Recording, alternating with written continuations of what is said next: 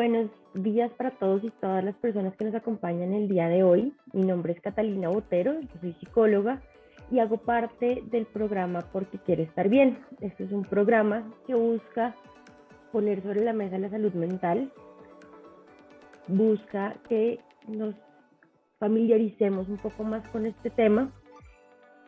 ¿Para qué? Para poder lograr encontrar espacios de acompañamiento, atención y ayuda en aquellos momentos que los necesitamos. Muchas veces, a pesar de que tenemos dolencias importantes a nivel emocional, nos cuesta un poco levantar la mano y decir necesito apoyo, porque le tenemos miedo aún a la salud mental. Entonces, precisamente estos espacios que tenemos también con el programa buscan eso, buscan hablar de manera tranquila, de manera muy honesta, pero muy sencilla sobre el tema, precisamente para lograr acercarnos un poquito a todo lo que significa el cuidado de la salud mental y saber que no tiene nada de malo sentirnos tristes, sentirnos molestos, estar asustados, y mucho menos tiene nada de malo buscar un profesional que nos acompañe. Así que pues, el día de hoy precisamente vamos a hablar un poco sobre qué es la salud mental, cómo podemos cuidarla y qué estrategias tenemos para ofrecer a las personas en el marco de este programa que pueden llegar a ser muy útiles y en muchos casos incluso pueden llegar a salvar vidas. Así que vamos a iniciar. Quisiera empezar por presentar unos objetivos que son sobre los que vamos a trabajar. Entonces vamos a trabajar en definir y comprender qué es la salud mental, luego comprender cuáles son aquellos factores, tanto propios como externos, que afectan nuestra salud mental, y luego identificar algunas herramientas de cuidado que podemos utilizar todos en nuestra vida cotidiana para tener un mejor cuidado propio y proteger nuestra propia salud mental. Así que vamos a empezar justamente por un aspecto muy relevante, y es entender cuál es la definición de salud. La salud mental, de manera muy general y en una definición bastante sencilla, es el estado que incluye una sensación total de bienestar. Y aquí hago una pausa porque hay un mito muy grande alrededor de la salud mental que muchas veces nos da un poco de susto y evita que lleguemos a recibir atención, y es que creemos que salud mental es igual a estar loco. Salud mental es igual a un hospital alejado donde solo hay gente muy desconectada de la realidad. Entonces, como yo no estoy desconectado o desconectada de la realidad, yo no tengo ningún problema de salud mental y no debo acudir a ningún profesional. Y este es el mito más grande contra el cual peleamos todos los días, porque la salud mental no es simplemente la ausencia de malestar o de alguna enfermedad complicada o de alguna condición de salud mental severa. La salud mental es sentirnos bien en nuestro día a día, tener la capacidad de ajustarnos a los diferentes retos del ambiente, tener la capacidad de responder al estrés que podemos vivir día a día y sentirnos bien afectivamente, relacionalmente, en nuestro entorno laboral y en todos los diferentes contextos en los que nos movemos. Entonces, insisto, esto es muy clave y es importante que empecemos no solo nosotros mismos, sino con nuestro entorno más cercano, a hablar un poquito más del tema y a darnos la oportunidad de reentender salud mental y de romper un poco con esos mitos que hay alrededor de esto. ¿Qué afecta a nuestra salud mental? Y esto es clave. Tenemos 3 aspectos que son fundamentales y que van a ayudar a definir nuestro estado de salud mental. Nuestros aspectos psicológicos personales, es decir, los procesos de aprendizaje propios que hemos tenido, las creencias que tenemos, las construcciones que hemos hecho sobre las relaciones, sobre la vida, sobre nosotros mismos.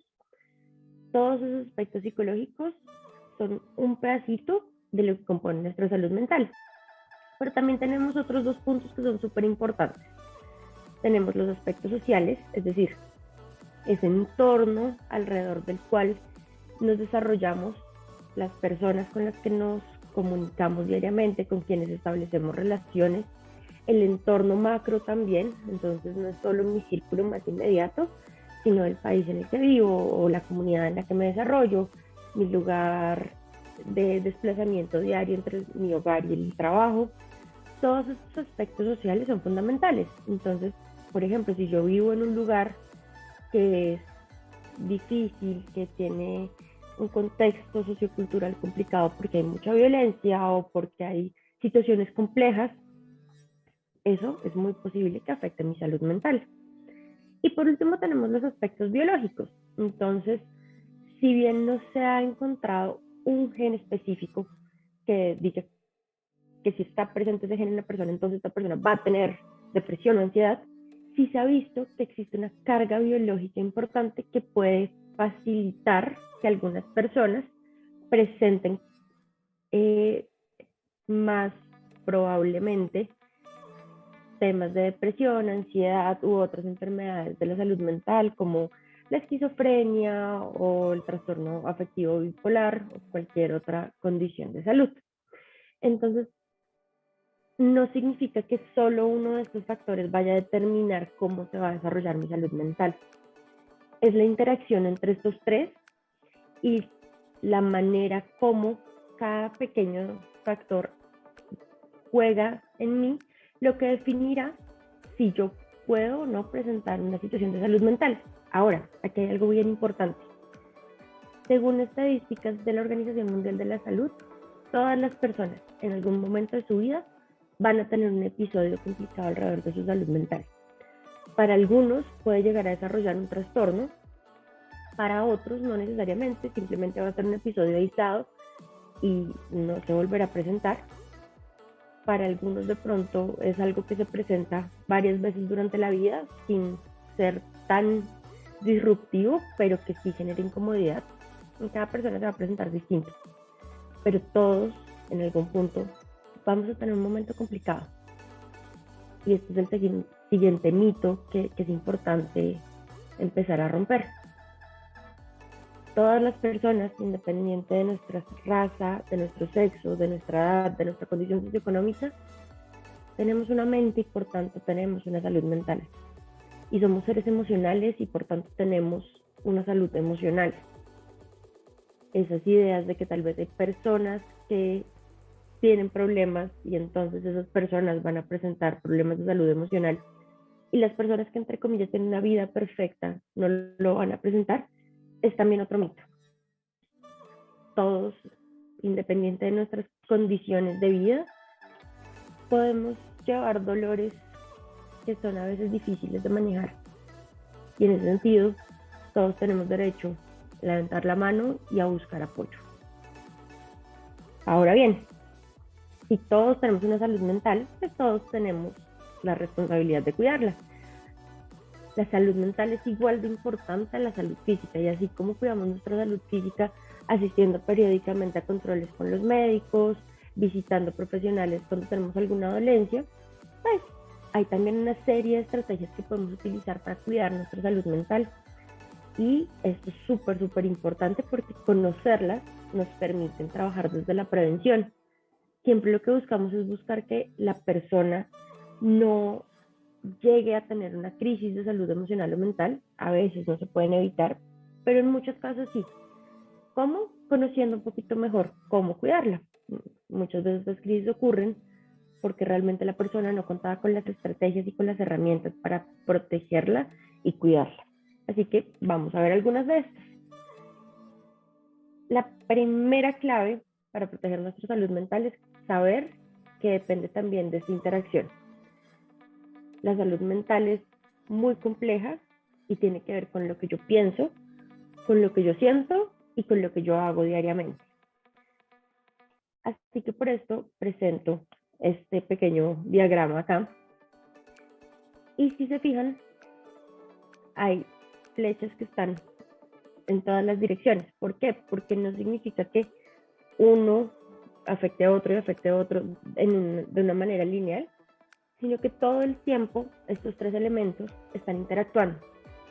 Muchas veces yo me siento mal emocionalmente, siento dolor o siento temor porque mi mente está llevando una serie de pensamientos que resultan dolorosos o estresantes o que hacen que yo sienta mucha preocupación por algo.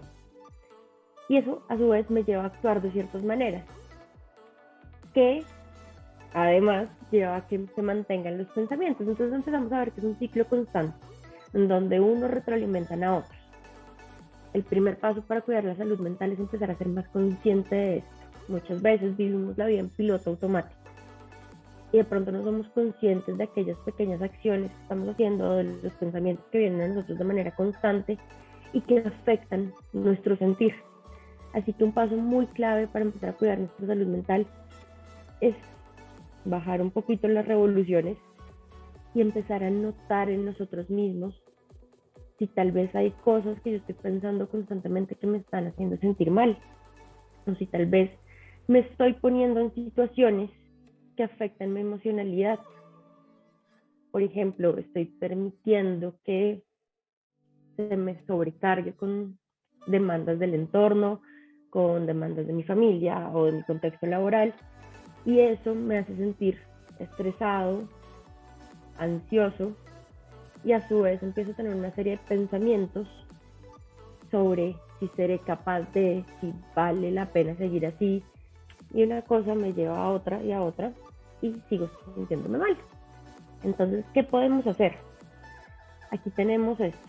Vamos a entender qué es cada cosa en mí mismo. Es decir, cuáles son mis pensamientos automáticos, por ejemplo, en qué momentos se presentan, cómo están afectando mi salud mental. Vamos a comprender cuáles son mis propios detonantes. Muchas veces, si nos detenemos un momento, vamos a encontrar que en la cotidianidad hay situaciones puntuales que nos hacen sentir peor. Vamos a comprender que hay eventos, lugares, personas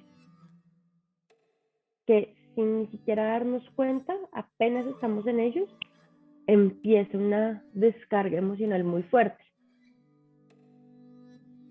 Esto nos va a permitir ser un poco más conscientes de cómo podemos ajustar y cambiar la manera en la que nos relacionamos con estos detonantes, precisamente, qué podemos cambiar de nuestro entorno y qué podemos cambiar de nosotros mismos para empezar a mejorar nuestra salud mental. Y aquí voy a incluir otro mito que es importantísimo tener en cuenta. Y es que muchas veces creemos que cuidar de la salud mental o ir con un profesional ya cuando tomamos esta decisión es muy sencillo y que yo voy a algún servicio de salud en salud mental, me dan, por ejemplo, un medicamento o el profesional me da una serie de cosas muy puntuales y no tengo que volver y todo el trabajo lo debe hacer el profesional. Eso no es así. En salud mental, el 20% del trabajo lo hace el profesional en el ambiente de la consulta, dando retroalimentación, dando comentarios, dando información que puede ser útil, pero el otro 80% es responsabilidad de la persona que asiste. Por eso ya tampoco usamos el término paciente, porque el paciente es quien espera pacientemente a que alguien le atienda, le solucione y le mejore una condición. Nosotros usamos el término consultante o usuario. ¿Por qué? Porque son personas que activamente llegan, consultan, solicitan un servicio, pero a su vez están dispuestos a trabajar en esto. La salud mental es un trabajo constante. Sí es importante en algunos casos utilizar apoyos como medicamentos u otras herramientas que nos ofrece la medicina moderna, pero parte importante de sentirnos mejor es también trabajar en hacer pequeños cambios. Yo no voy a sentirme diferente si no empiezo a hacer algunas cosas diferentes o si no empiezo a pensar diferente. Entonces, esto es súper importante. Y el último punto clave para cuidar nuestra salud mental es permitirnos tener espacios de bienestar. Muchas veces vimos, la vida tan automática que centramos todo nuestro esfuerzo y toda nuestra energía del día en cumplir responsabilidades y en salir de las tareas que tenemos, de los compromisos que tenemos, y olvidamos un poco esos espacios de autocuidado. Incluso en la vida tan acelerada que vivimos hoy, muchas veces tendemos a castigar estos momentos de descanso y de bienestar, porque hay una idea de que uno tiene que ser todo el tiempo súper productivo y si no estás produciendo, entonces estás perdiendo el tiempo. Y eso es otro mito inmenso y otra mentira gigante que queremos desbancar acá.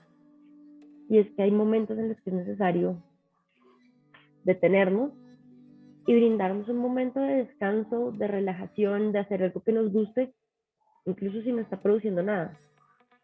No todo el tiempo tenemos que estar produciendo y siendo efectivos o eficientes. Hay muchos momentos en los que lo mejor que podemos hacer es detenernos.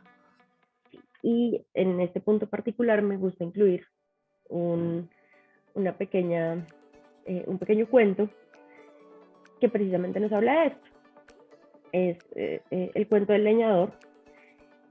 Y resulta que era un leñador que consigue un trabajo muy grande en el que tiene que talar muchísimos árboles para llevar mucha madera a la persona que le contrató. Como tiene que talar tantos árboles, el leñador decide que se va a levantar muy temprano, va a llegar a la madrugada al lugar donde tiene que hacer la tala y va a trabajar todo el día. No va a descansar, no va a comer, no va a hacer pausas para nada. Al principio le va muy bien y es muy veloz haciendo su trabajo, pero en un momento del día empieza a ver que ya no rinde como lo estaba haciendo temprano. El árbol que antes se demoraba 10 minutos en talar, ahora le está costando 15, luego 20, luego media hora, y empieza a sentirse cada vez más cansado y cada vez siente que está haciendo peor su trabajo. En un momento se siente muy frustrado, no sabe qué hacer, y casualmente llega otro leñador cerca y pasa por su lado. Le pregunta, pues, ¿qué pasó? Porque se siente así, porque en su cara se ve el cansancio y el agotamiento y la frustración. Y nuestro leñador le responde, es que tengo que terminar de talar todos estos árboles y venía con un muy buen ritmo, pero ahora no me está rindiendo y he tardado muchísimo más de lo que esperaba. Su colega le pregunta, ¿y usted se ha tenido y ha hecho una pausa? No, yo no he hecho pausas porque al contrario, necesito terminar muy rápido. Y entonces no se ha detenido a sacarle más filo a su hacha.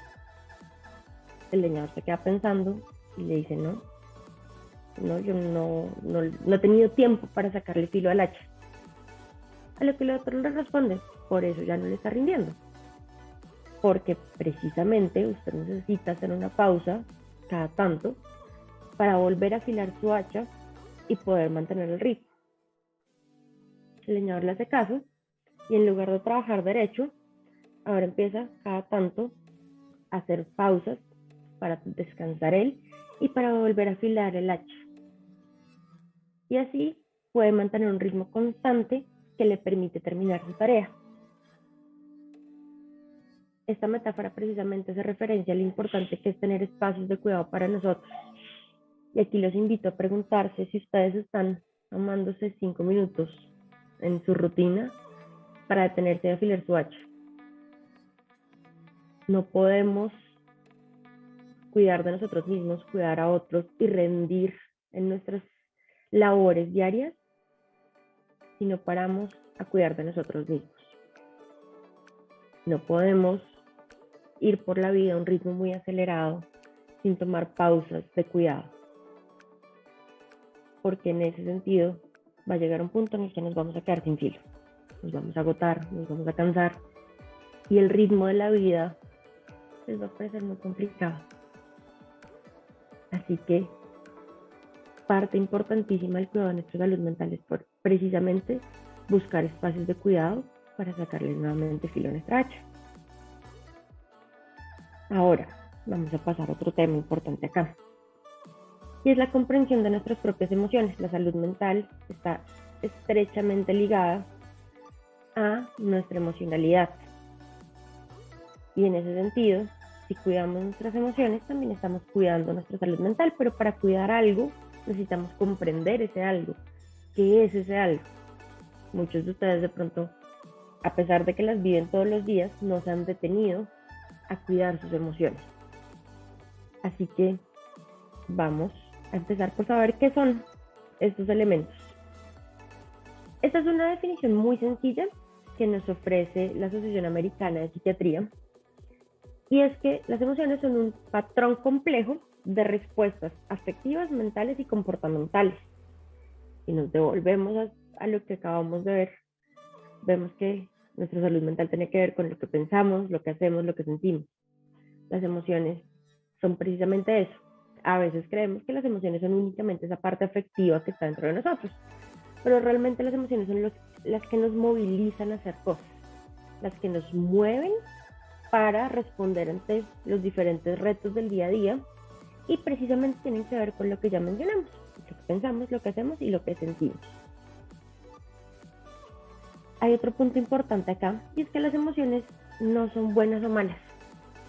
A veces creemos que hay emociones positivas y emociones negativas, emociones que queremos tener y emociones que queremos esconder.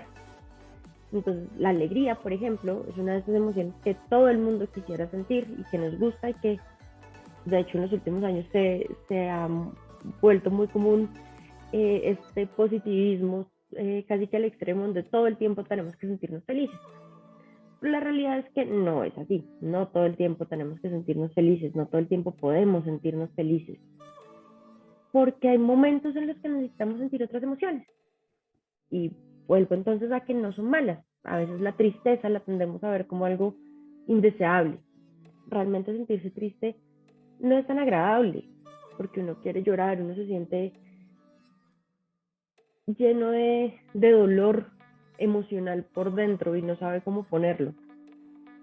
Pero la tristeza es muy importante, al igual que las otras emociones, como la rabia, como el asco, como el miedo. Todas son necesarias para vivir nuestro día a día, y nos llevan al siguiente punto: son adaptativas. Gracias a las emociones yo puedo enfrentarme a diferentes situaciones de la vida y responder de la mejor manera posible. Entonces, un ejemplo, justamente alrededor de la tristeza. Cuando yo, por ejemplo, pierdo algo o a alguien que es valioso, yo me siento triste. Y hay personas a las que no les gusta demostrar esa tristeza y se la guardan por dentro.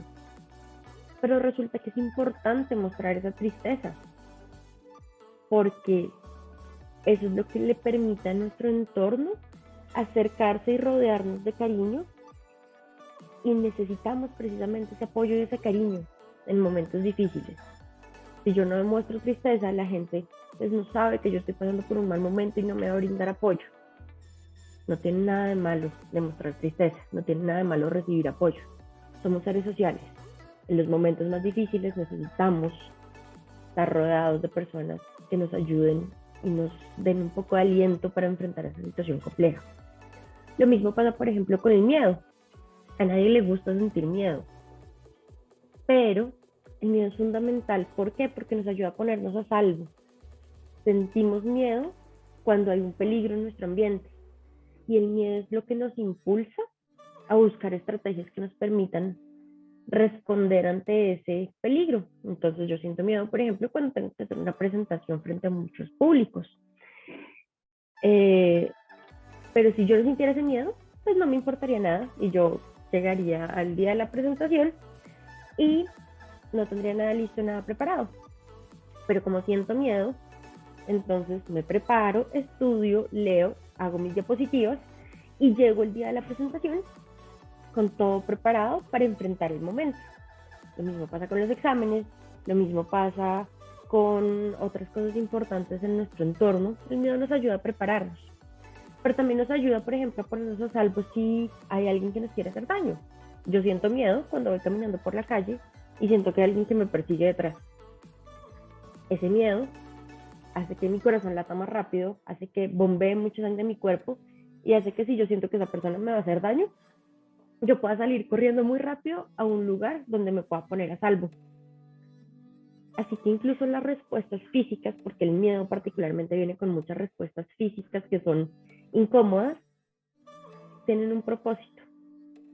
Y entonces por eso nunca hablamos de vamos a desaparecer las emociones. Muchas personas llegan a espacios de consulta en psicología diciendo es que yo quiero dejar de sentir, yo no quiero volver a sentir nada de esto feo. No es feo, es útil. Y no te puedo prometer que lo vas a dejar de sentir. Te puedo dar herramientas para que aprendas a conocerlas mejor y manejarlas mejor. Y eso es muy importante. Y por último, hay un tema muy bonito sobre las emociones y es que son absolutamente universales.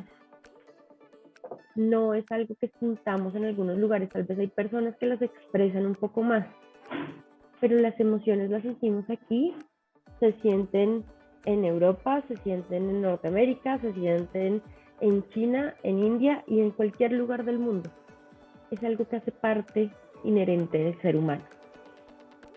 El hecho de que seamos seres humanos hace que seamos seres emocionales. Y este es otro mito entonces que toca empezar a romper un poco con el tiempo, y es que debemos dejar de sentir. No debemos dejar de sentir. Debemos aprender a sentir de manera más inteligente. Esa es la famosa inteligencia emocional que se ha popularizado en los últimos años. Y no es más que aprender a ser más consciente de mi propia emocionalidad y la de los otros para poderle dar una mejor gestión. Yo no quiero dejar de sentir, yo no quiero que las personas que llegan a mi servicio dejen de sentir. Quiero que comprendan mucho mejor su sentir para que le puedan dar un mejor manejo. Ahora, si volvemos y pensamos en otra vez ese ciclo de cómo se relaciona lo que pienso con lo que hago, con lo que siento, es importante entender un poquito mejor por qué mis pensamientos afectan mis emociones. Y es bastante sencillo y a la vez no lo es, pero vamos a empezar por lo más básico. Cuando mis pensamientos se van hacia el futuro y todo el tiempo estoy pensando en las cosas que no han ocurrido aún, es lo que llamamos preocupaciones. Cuando yo todo el tiempo estoy pensando en lo que podría pasar, en lo que puede venir, en lo siguiente que va a ocurrir, me estoy preocupando. Preocuparse es válido, hay cosas por las cuales debo preocuparme, pero cuando me preocupo en exceso y cuando todo el tiempo solo estoy pensando en las cosas que van a llegar más adelante, entonces puedo empezar a presentar patrones de ansiedad. ¿Por qué? Porque mi mente le está diciendo a mi cerebro, es decir, a la parte como física de mi cerebro que maneja mis emociones, que hay un peligro, que hay algo malo que va a ocurrir. Entonces, ¿qué hace? Pues como estoy recibiendo ese mensaje, empiezo a activarme. Se activa una parte específica que se llama la amígdala y empieza a mandar señales a todo mi cuerpo precisamente para estar preparados para ese peligro. Entonces empiezo a tensionarme, puedo sentir mucho dolor en el cuello, en los hombros, en los brazos. También puedo sentir mucha presión en el pecho. La gente que empieza a presentar cuadros de ansiedad empieza a sentir un dolor impresionante aquí sobre el pecho y siente que es difícil respirar, precisamente porque los músculos del pecho están muy tensos. Entonces, cuesta trabajo hacer esa respiración profunda. Puedo sentir que sudo, por ejemplo. Puedo sentir malestar en el estómago y puedo sentir otra serie de síntomas fisiológicos que tienen que ver con esta respuesta de ansiedad. Ahora, insisto, preocuparse es válido, pero cuando todo el tiempo me estoy preocupando, entonces todo el tiempo me mantengo en un estado emocional. Las emociones deben ir y venir, no pueden ser fijas. Cuando una emoción se queda fija en el tiempo, entonces empezamos a ver que puede haber un problema de mi manejo emocional que está afectando a su vez mi salud mental. El otro ejemplo y el otro el momento en el que mis pensamientos pueden afectar mi emocionalidad es cuando todo el tiempo estoy mirando hacia atrás, cuando me arrepiento todo el tiempo, cuando mi proceso de pensamiento es ¿por qué hice esto? No he debido hacer esto, he debido hacer otra cosa, y todo el tiempo estamos reprochándonos por lo que ya pasó. Todo el tiempo estamos arrepintiéndonos de lo que ya hicimos o lo que dejamos de hacer. Y cuando yo todo el tiempo estoy en ese proceso de arrepentimiento, de, como coloquialmente se dice, de estarnos dando palo todo el tiempo por aquellas cosas que hicimos o ya dejamos de hacer, necesariamente mi ánimo va a bajar. Voy a empezar a sentirme triste, desanimado, desmotivado. Y cuando todo el tiempo estoy en ese ciclo de pensamientos negativos y hacia el pasado, es que podemos empezar a presentar, por ejemplo, situaciones de depresión. No todo el mundo va a desarrollar una depresión clínica, pero sí podemos desarrollar pequeños cuadros de depresión que nos van a afectar en la manera como nos relacionamos con las personas.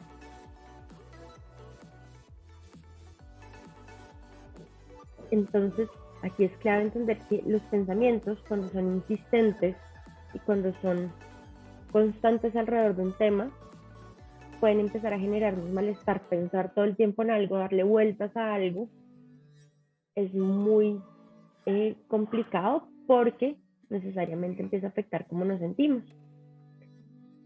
Además, por ejemplo, con las preocupaciones, podemos presentar una cosa que se llama pensamientos en bola de nieve. Yo empiezo con una preocupación pequeña.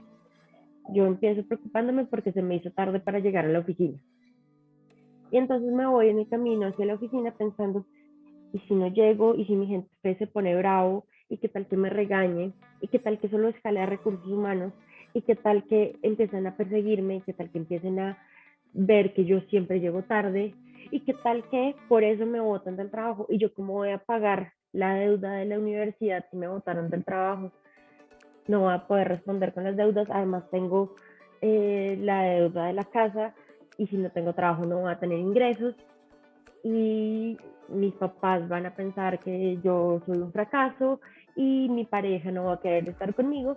Ese es el efecto de bola de nieve. Empezamos con algo pequeño que nos lleva a otra preocupación, hasta que terminamos con una preocupación de este tamaño, de algo que ni siquiera ha ocurrido y posiblemente no va a ocurrir, y le empezamos a cargar todo el tiempo, un poco como Atlas cargando el mundo. Llevamos el mundo y las preocupaciones a nuestras espaldas y nos genera muchísimo malestar. Muchas veces también nos fusionamos con nuestros pensamientos, y esto suena chistoso, pero realmente pasa mucho. Creemos que todo lo que pensamos es real, y creemos que todo lo que nos dice nuestra mente es real, y realmente no. En la cabeza pueden pasar mil cosas. Yo en este momento puedo creer que el cielo es azul, listo, y mañana puedo pensar, no, el cielo es morado, y el hecho de que esté en mi mente no significa que la realidad haya cambiado, no significa que el cielo realmente sea morado. Y este es un ejemplo un poco caricaturizado, pero hay muchas personas que realmente sí se convencen de algunas cosas, como yo soy un inútil. ¿Por qué? No, no hay motivos, pero yo estoy convencido de que soy un inútil, y todo el tiempo está pensando en que lo es, y se cree todo el tiempo esa historia. Y obviamente una persona que está todo el tiempo creyendo que todo lo que llega a su mente es real y no se cuestiona a sí mismo y no dice, ok, un momento, pero ¿qué evidencia tengo de que realmente sea un inútil? Tengo un buen trabajo, tengo buenos amigos, hago las cosas de mi casa bien, ¿por qué debo llamarme a mí mismo un inútil si no lo soy? Entonces es importante ser consciente de aquellos momentos en que de pronto nos estamos creyendo mucho historias que nuestra misma cabeza nos cuenta. Y por último, hay situaciones en las que somos muy inflexibles. Tenemos reglas muy fijas sobre algunas cosas. Creemos que todo tiene que ser a mi manera o ya no sirve. Creemos que las personas que hacen algunas cosas entonces son de tal manera. Creemos que las cosas tienen que ser así. ¿Por qué? Porque así lo aprendí yo. O creemos que si pasa algo pequeño, entonces es una gran catástrofe. Cuando nos detenemos a pensar un poco en esto, Todos tenemos muchas reglas, muchas ideas automáticas que a veces no tienen tanto sustento, pero que guían nuestros patrones de comportamiento y que afectan la forma en la que nos sentimos. Entonces es fundamental empezar a notar esas pequeñas reglas que de pronto están afectando nuestro día a día. Y precisamente, pues en esta parte, la invitación es hagan una pausa y empiecen a reconocer sus propias reglas. Identifiquen sus sesgos. Muchas veces creemos, es que siempre que pasa esto, entonces pasa tal cosa. O cuando una persona es así, entonces va a hacer esto. Y eso nos previene muchas veces de permitirnos vivir experiencias y relacionarnos con ciertas personas. Así que es válido empezar a cuestionarnos a nosotros mismos y a buscar explicaciones alternativas. Refutemos nuestros propios pensamientos. Identifiquemos, por ejemplo, si hay algo que es irrefutable. ¿Qué puedo hacer yo para cambiar eso hoy? Y si definitivamente no hay nada que yo pueda hacer, también vale la pena parar un momento y decir, ok, esto es una realidad, esto me genera malestar, pero no hay nada que yo pueda hacer sobre eso. Entonces, ¿de qué me sirve quedarme aferrada a ese pensamiento? Quedarme rumiando. Literalmente somos como las vacas con el pasto, nosotros lo hacemos con los pensamientos, nos quedamos masticando y masticando y masticando sobre un tema, y pensar insistentemente en algo no va a cambiar esa situación, pero sí me va a hacer mucho daño. Entonces, es difícil a veces distanciarnos un poco de eso, pero esta invitación es importante y es realmente, hay momentos en los que podemos decir, pensar esto no me sirve de nada, y está bien dejar de pensar en eso. Ya vimos pensamientos, ahora vamos a pasar a nuestro actuar. ¿Por qué? Porque muchas veces nuestro actuar está 100% influenciado por nuestras emociones.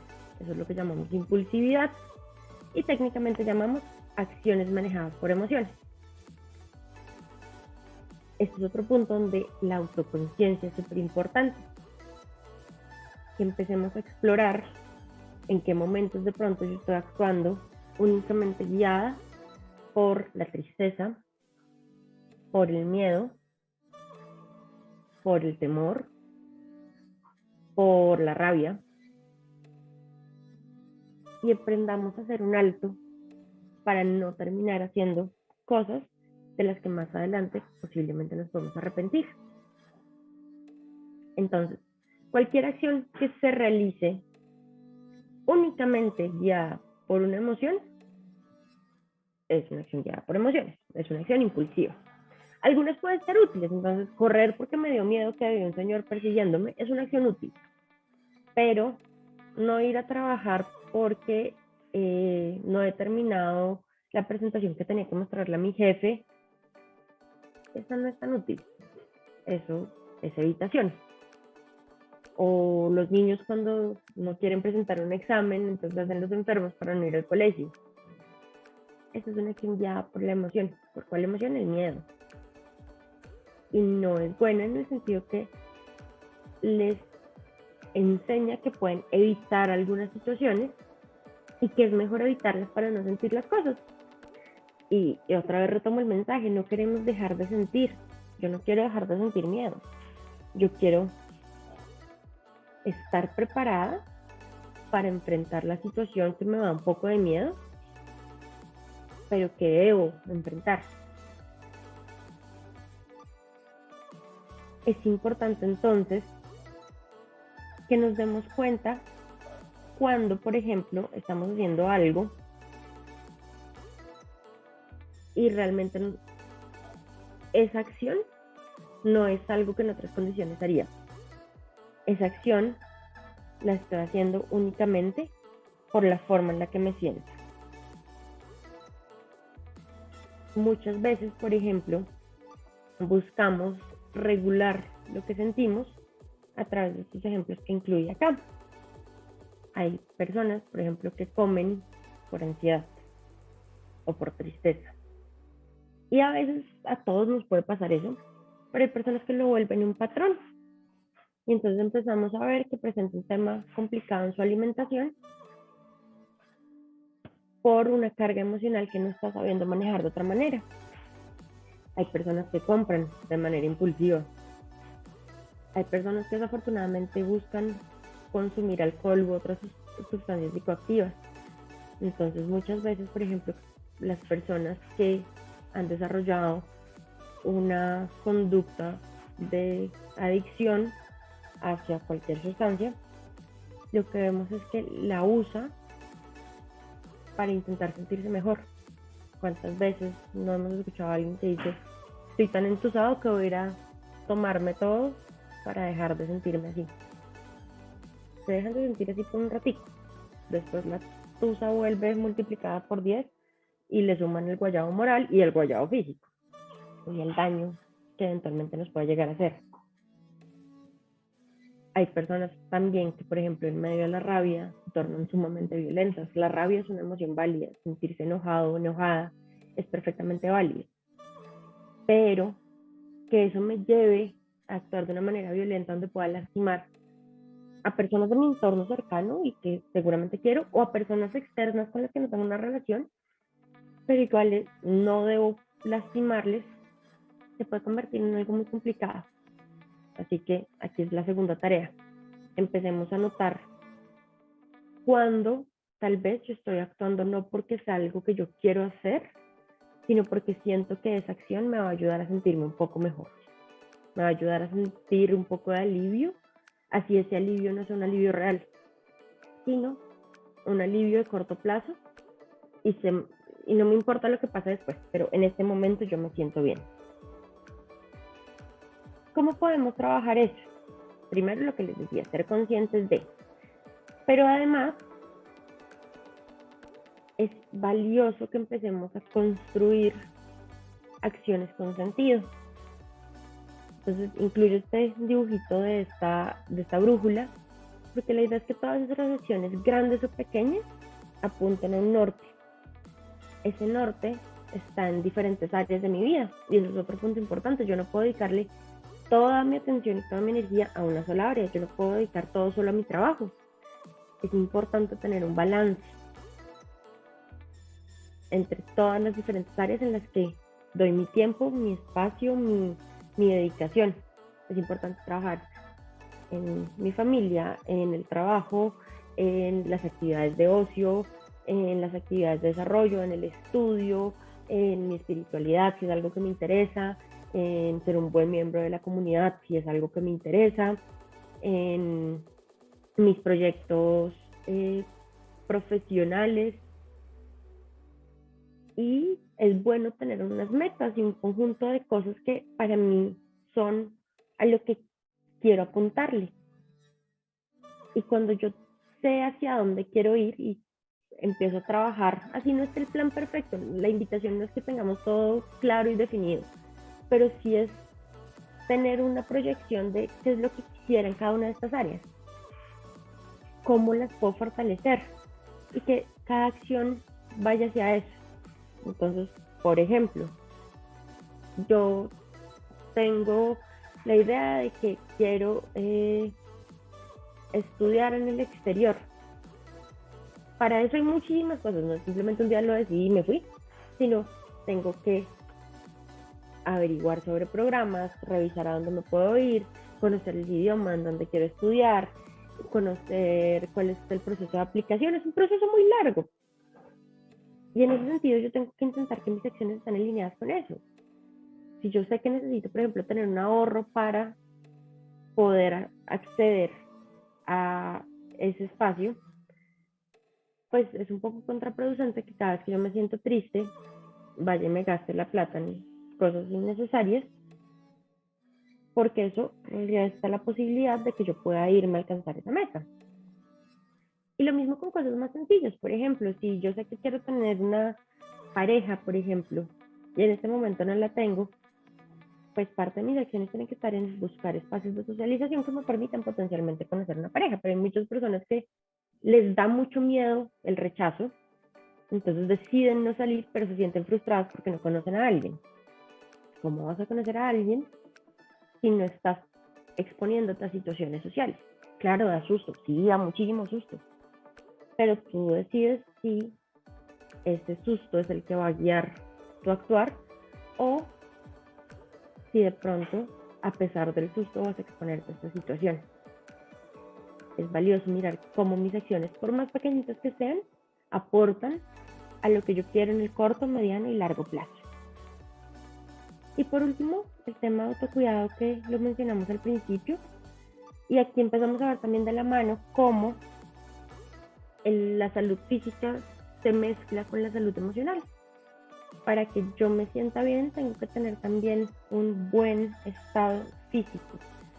Y en ese sentido, para cuidar mi salud mental, debo garantizar que yo pueda dormir y descansar lo suficiente, que yo me esté alimentando y esté dándole a mi cuerpo cosas que le nutran, que le ayudan y no solo cosas que le hagan daño. Y tener actividad física. Aquí no estamos hablando de que no tenga que ser el súper deportista o que tenga que estar quién sabe cuántas horas en un gimnasio o correr una decatlón o quién sabe hacer qué, sino tener pequeñas actividades que nos permitan mover el cuerpo, sentir energía, centrarnos en otras cosas.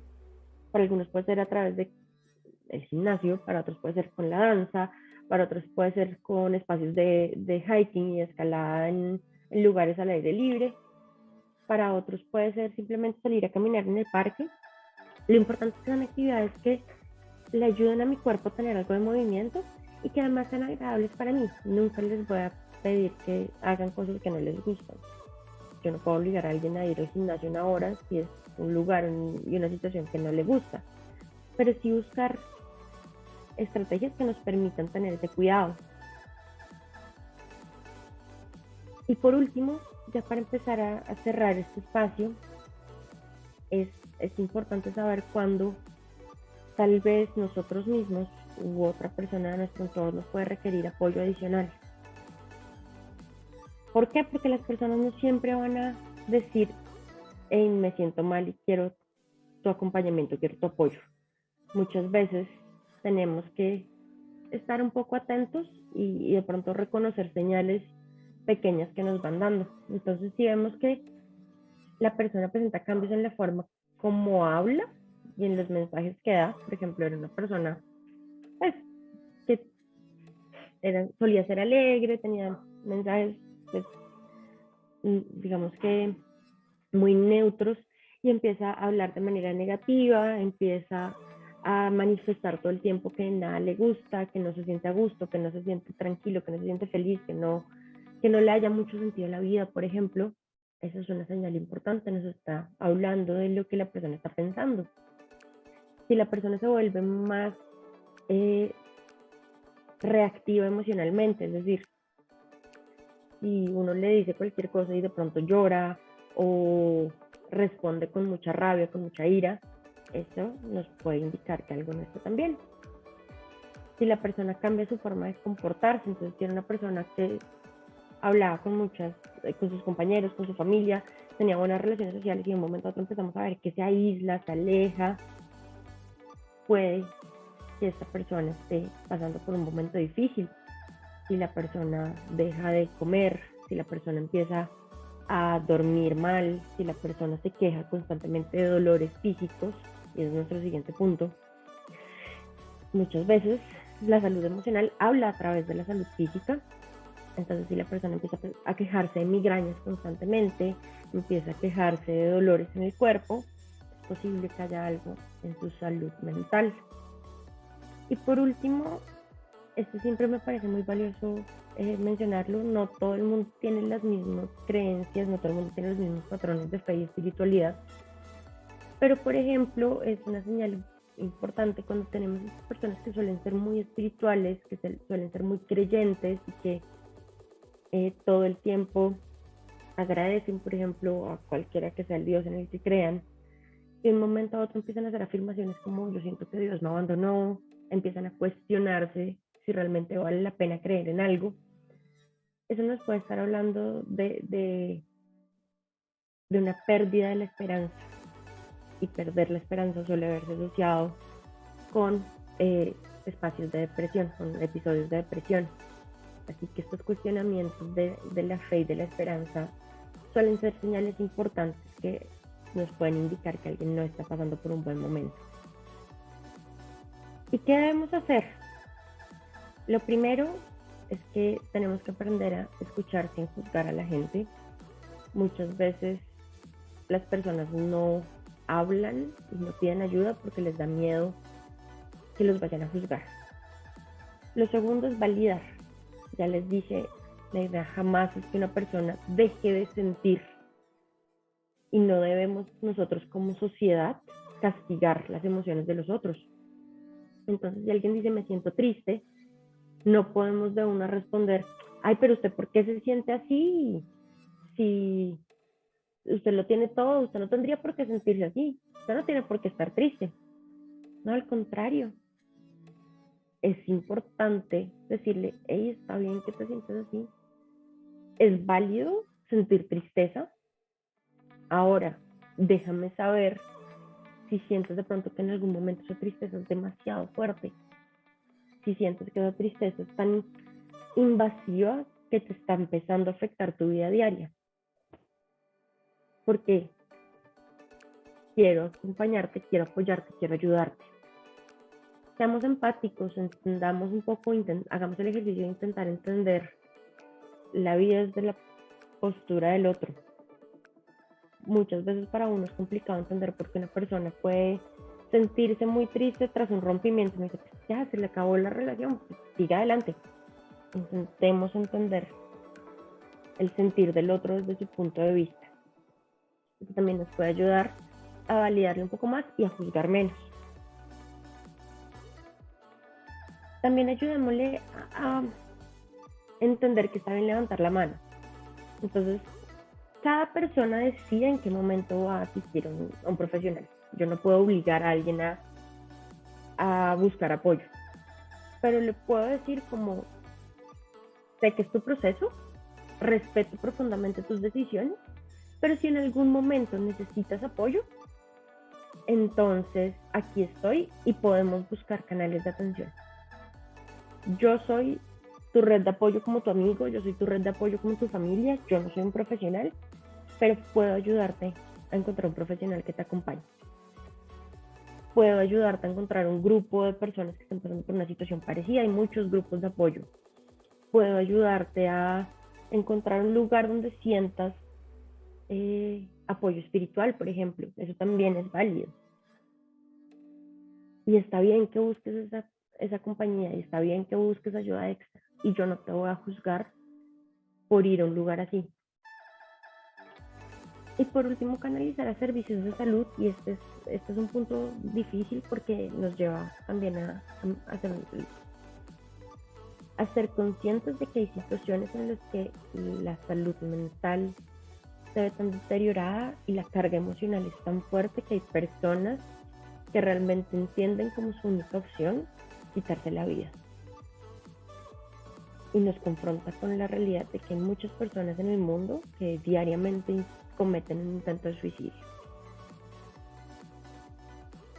Pero es importante saber que si vemos que una persona ya está muy alterada, que una persona ya se lastimó, lo primero que debemos hacer, independiente de cualquier cosa, es lograr llevarla a un servicio de salud, que atiendan la herida física, que atiendan el daño físico que se pudo hacer para garantizar que la vida está a salvo y luego vamos a apoyarte, vamos a abrazarte y vamos a acompañarte y no te voy a tratar diferente y no te voy a tratar mal y no te voy a alejar por esto que pasó.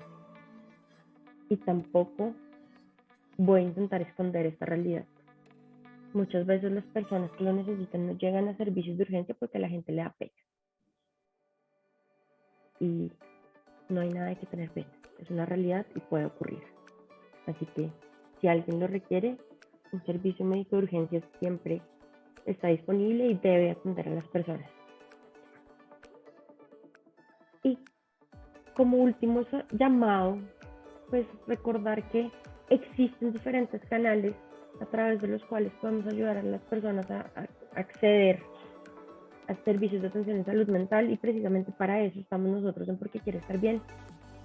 Somos un equipo de psicólogos que estamos todo el tiempo dispuestos y abiertos a atender a quienes los requieran, que tenemos la formación y la capacidad y la calidad humana para brindar un acompañamiento en momentos difíciles, que somos absolutamente gratuitos, que estamos a través de canales virtuales tan cercanos como WhatsApp.